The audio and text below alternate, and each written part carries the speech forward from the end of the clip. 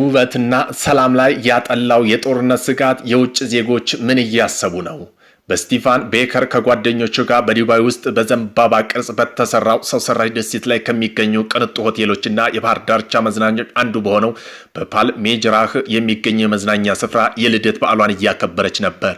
ነገር ግን እርሷና ጓደኞቿ ወደ ሌላ አቅራቢያ ወደሚገኝ ቦታ ለመሄድ ወደ ውጭ ሲወጡ ጥርት ባለ የዱባይ ሌሊት ሰማይ ላይ ያልተለመደ ነገር ተመለከቱ። ከጥቂት ደቂቃዎች በኋላ እርሷና ጓደኞቿ ከቆሙበት ማዶ መንገድ ተሻግሮ የሚገኘው ፌርሜንት ሆቴል የድሮን ጥቃት ደርሶበት ስብርባሪዎቹ ባለ 5 ኮከብ ሆቴል ላይ መውደቅ ጀመረ። ሁላችንም ፈርተን ነበር ትላለች። ከዚህ እንዲህ አይነት ነገር ማየት ያልተጠበቀ ነው። ከአንድ ዓመት በፊት ወደ ከተማዋ የመጣችው የብሪታንያዋ የሪያል ስቴት አማካሪ ስቲቨን ቤከር ዱባይ ላይ ሁል ጊዜ በቀጠናው ውስጥ ካሉት እጅግ አስተማማኝ ቦታ አንዱ አድርጋ ትመለከት እንደነበር ትናገራለች። ሆኖም ከኢራን ግጭት ጋር በተያያዘ ለ2 ሳምንታት የሚሳኤልና የድሮን ጥቃት የተፈጸመባት በኋላም ለቆ የመሄድ ምንም እቅድ እንደሌለ ትናገራለች። ሁኔታው በተያያዘ መንገድ የበለጠ ደህንነት እንደሚሰማኝ አድርጓል ትላለች። በመሆኑ ዱባይ ከተለያዩ ሀገራት የሚወጡ በሚሊዮን የሚቆጠሩ የውጭ ዜጋ መኖሪያ ናት። በአጠቃላይ ነዋሪው መካከል የውጭ ሀገር ዜጎች በአገሬው በከፍተኛ መጠን ይበልጣል። ኤምሬት ዜጎች ከጠቅላላው ሕዝብ 10% ብቻ ናቸው። ከተማዋ ለ10 ዓመታት ሰላሙን የሚዋዥቀው ቀጠና ውስጥ የመረጋጋትና የደህንነት ተምሳሌ ሆና ትታያለች። ሰላም ጤና ይስጥልን ውድ የኢትዮ ከረንት የዩቲዩብ ገጽ ተከታዮችና አድማጮች እንደምን አላችሁ? ለዕለቱ የተመራረጡትን አርዕስተ ዜና ወደ እናንተ ይዘን ቀርበናል። በዛሬ የዜና ትንታኔያችን በዚሁ ትኩረት ዙሪያ ነው። ቤተሰብ ለመሆን ላይክ፣ ሼር፣ ሰብስክራይብ ማድረገውን እንዳይረሱ። በዚሁም ጉዳይ ስንመለስ ሰማይን ለመዋጠጥ የሚንጠራሩ መስተዋት የደረቡባት ህንፃዎች፣ ከቀረጽ ነፃ የሆነው ደሞዟ፣ ለግል ደህንነቷ ያላት መልካም ስም መካከለኛው ምስራቅ እያደገ የመጣው ንግድና ቱሪዝም ማዕከል እንድትሆን አድርጓታል ዱባይ። ይህም በመላው ዓለም የሚገኙ ምሁራን ሆነው ወዛደሮች ማቄን ጨርቄን ሳይሉ ወጥተው የተሻለ ህይወት ለመገንባት የሚፍጨረጨሩባት ከተማ ዱባይ አድርጓታል። በቅርብ ዓመታት ግጭት አብዛኛውን የቀጠናው ክፍል መልኩን ቀይሮታል። ነገር ግን ዱባይ አብዛኛው አልተነካችም። ያ ደግሞ አሁን ፈተና ውስጥ ወድቋል። የተባበሩት አረብ ኤሚሬት ባለስልጣን እንደገለጹት የኢራን ጥቃቶች ከጀመረው ጊዜ አንስቶ ሀገሪቱ 285 ባላስቲክ ሚሳይሎች፣ 15 ክሩዝ ሚሳይሎችና 1567 ድሮኖች ወይም ሰው አልባ አውሮፕላኖች መተኮሳቸውንና የሀገሪቱ መከላከያ 90% በላይ የሚሆነውን ማክሸፉ ይናገራሉ። ነገር ግን አንዳንድ ስብርባሪዎች በዱባይ የተለያዩ አካባቢዎች ላይ ወርቀዋል። ከዚህም ውስጥ ዋና ዋና መኖሪያ አካባቢ በከተማ አየር ማረፊያ በቅርብ ርቀት ይወደቁም ይገኙበታል። የበየነ መረብ የተለቀቁ ምስሎች ረጃጅም የመኖሪያ ህንፃዎች፣ ቅንጡ ሆቴሎች፣ አውሮፕላን ማረፊያ ወደቀ ስብርባሪዎች አሳይተዋል። እስካሁን ድረስ የተባበሩት አረብ ኤሚሬት 6 ሰዎች ሲሞቱ 141 ሰዎች ደግሞ ቆስለዋል ሲሉ የሀገሪቱ ባለስልጣን ይገልጻሉ። ቢቢሲ ከ20 በላይ የዱባይ ነዋሪዎች አነጋግሮ አንዳንዱ በዱባይ ከ10 ዓመታት የኖሩ ሌሎቹ ደግሞ በቅርብ ከተማ እቅፍ ውስጥ የገቡ ናቸው። አብዛኛዎቹ በቅርብ ቀናት በደረሱበት ጥቃት እንደተደናገጡ አልሸሸጉም። ነገር ግን ሁሉም ማለት ይቻላል ሀገሪቱን ለቆ የመውጣት እቅድ እንደሌላቸው ይናገራሉ። ቤተሰቧ ንግድ ውስጥ የምትሰራው ህይወቷ ሙሉ በዱባይ የኖረችው ኤቴ ባሲን እንደ አይነቱ ነገር ያየነው ለመጀመሪያ ጊዜ ነው ትላለች። ዱባይ የሚያስደንቅ ሁኔታ ትልቅ ከተማ ነች። በሀገሪቱ ባለስልጣን እምነት አለን። ይህ ቤቴ ነው፣ አብሬያቸው ቆማለሁ አለች። አንዳንድ ነዋሪዎች ያለፉ 2 ሳምንታት አስጨናቂ ነበር። አብዳሎም ካሎም ባልተቤት 2 ተናናሽ ልጆቿን ከዩናይትድ ኪንግደም ወደ ዱባይ የመጡት በ2024 ነው። ጦርነቱ የመጀመሪያ ጥቂት ቀናት ውስጥ ቤተሰብ በአንድ ክፍል ውስጥ ተኝተው ሳለ ነበር በከተማው ዙሪያ ፍንዳታ የተሰማው። በወቅቱ ልጆቹ በመስኮት አጠገብ ለመተኛት በጣም ፈርተው ነበር። ባለስልጣናት እንዲቆዩ ደህንነት እንዲሰማ ለማድረግ በቂ ጥረት እያደረጉ ነው። ነገር ግን መረጋጋት አይሰማንም ይላሉ ካሎው።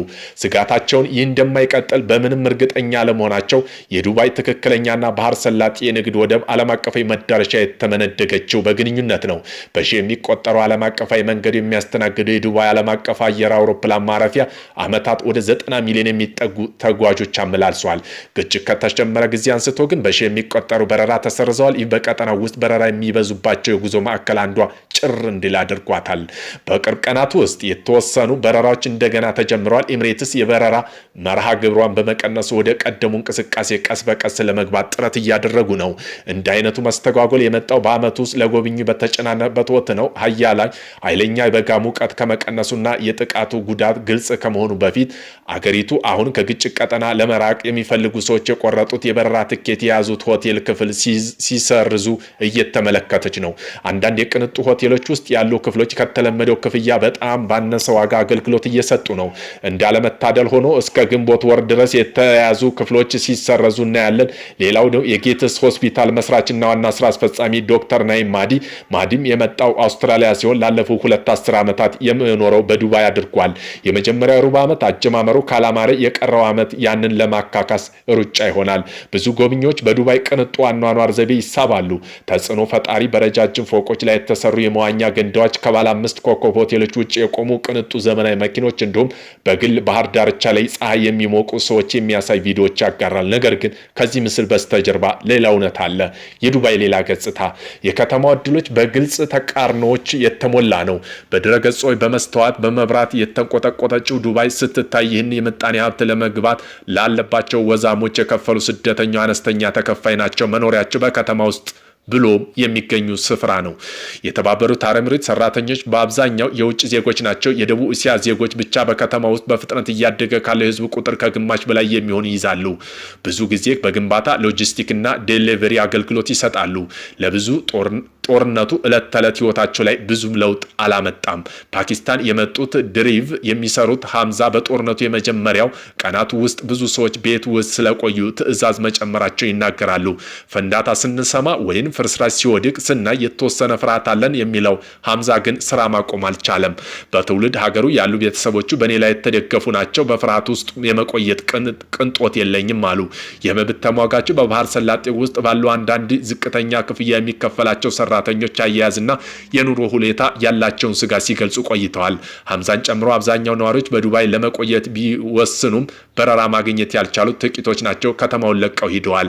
ስማቸው እንዳይጠቀስ የጠቀሱት አንድ የአየር መንገድ ሰራተኛ በዚህ ሳምንት መጀመሪያ ወደ አውስትራሊያ ቤርሜል ሄዳለች ብለዋል።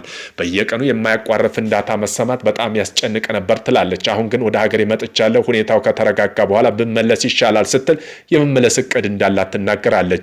ብዙ ምዕራባዊ ሀገራት ኢሚግሬሽን ፖሊሲያቸው እያጠናከሩ ባለበት በዚህ ወቅት ዱባይ የተለየ መንገድ ትከተላለች።